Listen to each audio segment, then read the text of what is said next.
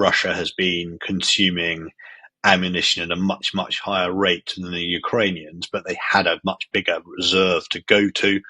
But the ratio of munitions between them and the Ukrainians has been dropping over the months, and that points to the fact that the Russians are, they haven't got as much. Their stockpiles are reducing, and air delivered munitions are even harder to produce.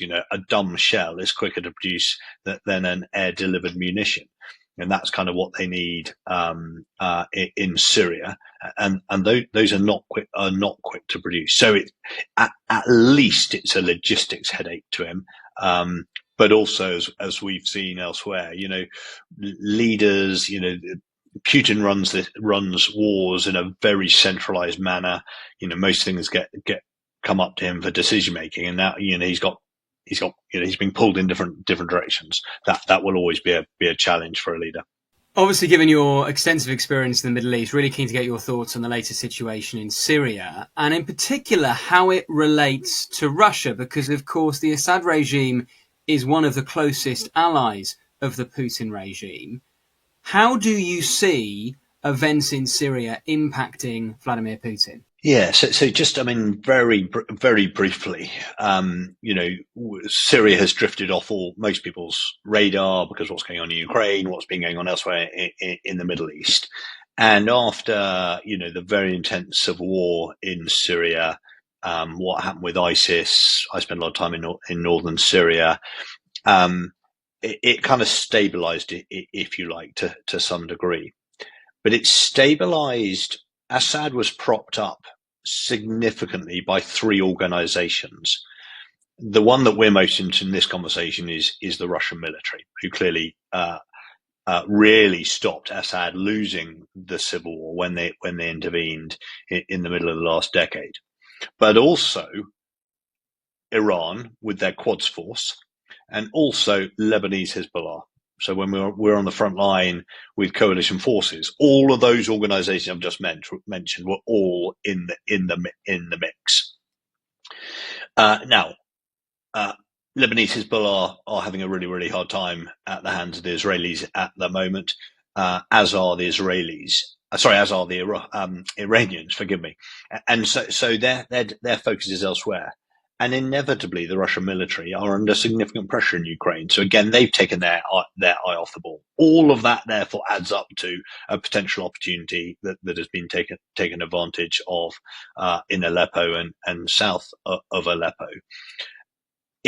If we now go back to what it means in Ukraine, it does put President Putin in a bit of a conundrum, because again, he doesn't want to see Assad fall. Again, he's invested a lot of personal equity in propping up Assad. Now, let's not kid ourselves. They're a very long way from Damascus. We're a long way from where we are today to, the fall of the regime. But they've moved south extremely quickly, and the Russians will absolutely want to block that. We know that they're committing airstrikes. The interesting development that we were talking about briefly earlier is the report coming out of the Institute of Study of War of the Russian fleet in Tartus, which is the big Russian warm weather port on the coast of Syria, appears to have taken to sea. Now, in an unscheduled manner. Why have they done that? Is it because, then the port isn't that far from where this advance is? Is it because they're genuinely concerned that the advance could turn west and threaten the port? I think that may well be what they're concerned about. Whether that's a credible tactical objective, I don't know.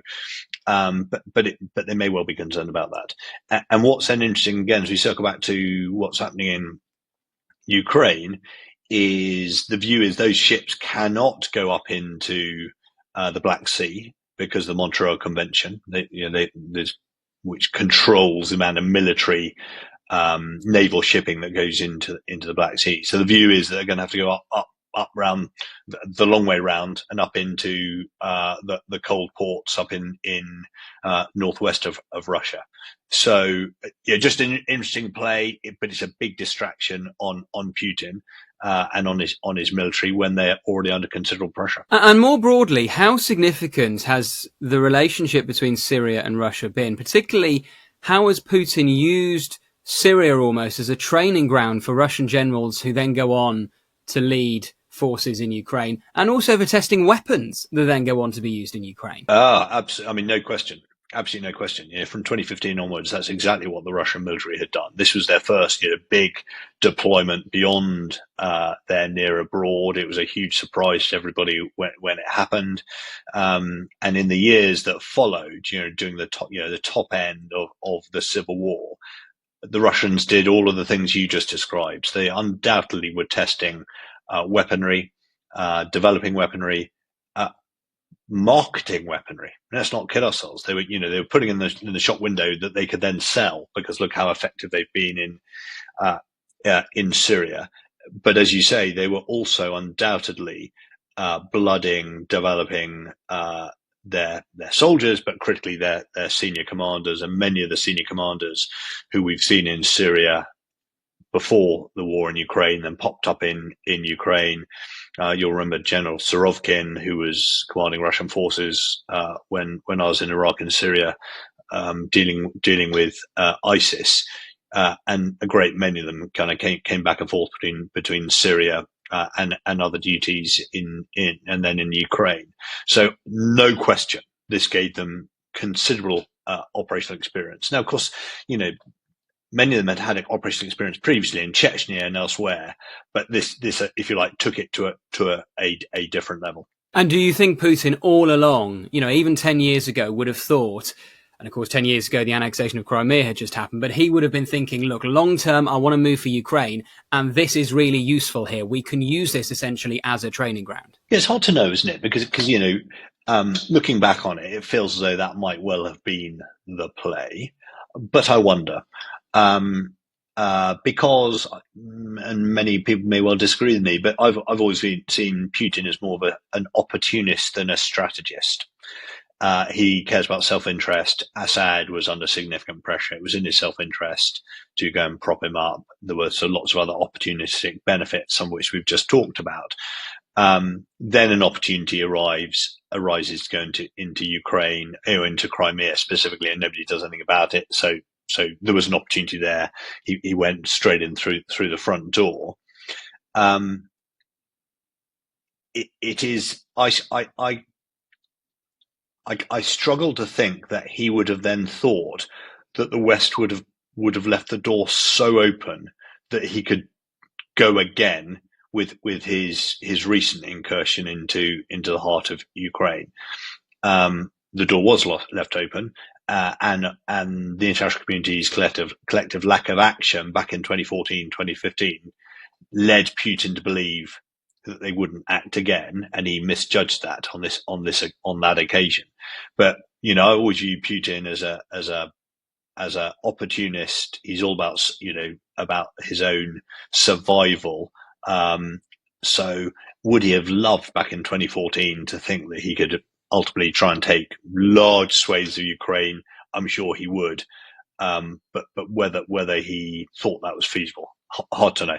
Interesting also, though, that in the same way that he's used promising generals from Syria and then put them in to positions of leadership in Ukraine, the reverse is true, because, of course, this week he has fired the head of the Russian military mission in Syria for the failures there, who had previously been called out for his failures leading Russian forces in Ukraine. Yeah, really telling, isn't it? I thought that was amusing. Isn't probably quite the right word, but it does point to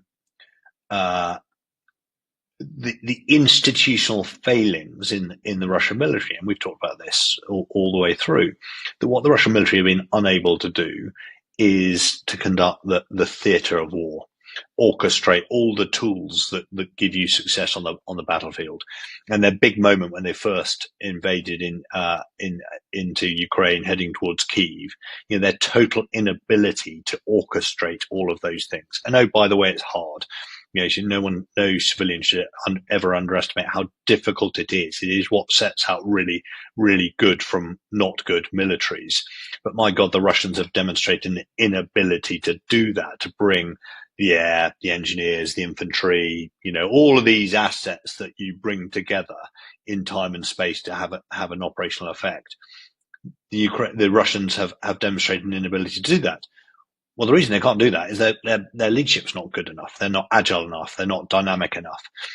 And so we see that. The proof of the pudding is the generals aren't good enough, and they'll fail in Ukraine. They'll fail in Syria, and they were able to hide a bit more in Syria because, of course, the adversary was weaker. It's a much more open battlefield, and it was much more about just dropping ordnance from the sky.